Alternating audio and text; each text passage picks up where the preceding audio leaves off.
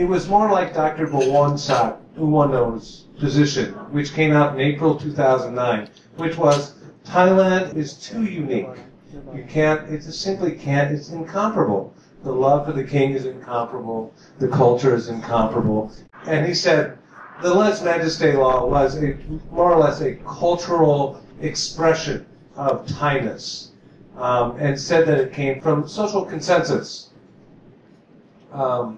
without really addressing like the punishment we see today for the Lese-Majeste law, 3 to 15 years, is the result of a military coup. It didn't come from any kind of consensus. And so it's funny that it's been made into some sort of unique cultural trait of the Thai that they have to have a Lese-Majeste law with this kind of punishment. All right. In any case, they started to make comparisons in February of 2012. And so there were a number of things that, oh, Belgium, they have special protection for their royalty, this country, that country. So I thought I would just take that on a little bit because it piqued my interest, and so I've been doing some research on that. And to say, yes, every constitutional monarchy has something of a Lese-Majeste law or some way of providing special protection. Belgium has a separate law that protects the king and, to a lesser degree, other members of the royal family. The Netherlands has a law, one that protects the king for 5 years punishment, or a queen, and then a lesser one for other members of the royalty. Spain has a very elaborate and interesting law that protects not just the king and the queen and the heir apparent, but also the consort of the heir apparent and the members of the regency, and all the king's descendants and ancestors and descendants, however that's interpreted. So in any case, it's very common, it is true that there are Lese-Majeste laws. But the punishment, of course, is quite different.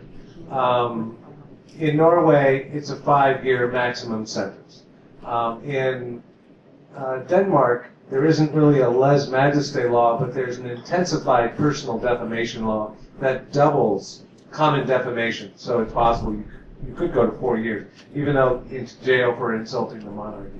So, okay, the other difference that that these groups didn't bring up was, of course, there's a very strong, in some cases, absolute process by which cases become acceptable. So, for instance, in Denmark, no prosecutions of Lese-Majeste can go out without permission from the Ministry of Justice.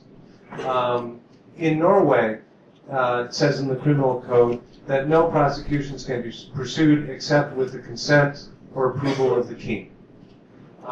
So, in other words, and then when we look at the punishments, of course, it doesn't really matter what the punishments are in Europe, because the laws are so infrequently used. Over the last 10 years, there haven't been more than, let's say, 10 cases, probably less. In other words, making comparisons with Europe doesn't make any sense.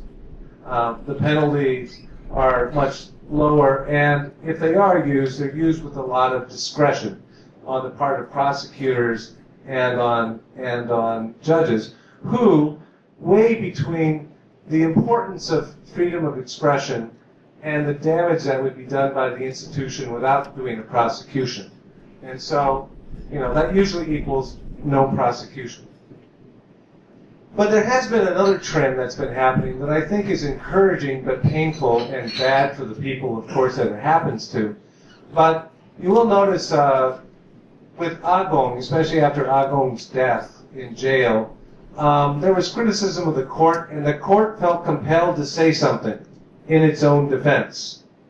Even with this case with the EU that issued a statement about the Somyot case, you may have noticed that they came out and they defended their position, and they also kind of created a sort of legitimacy for certain kinds of debates about the monarchy.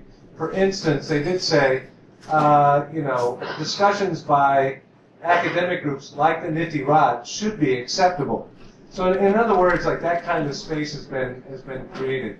And this is caused by defendants who are not doing the usual confess, get the half sentence, put the confession, and then ask for the royal pardon. These people are going for the long haul, at great risk to themselves, because when they don't confess, quite often they get very high sentences, and then they can't ask for a pardon either until the appeals are all over.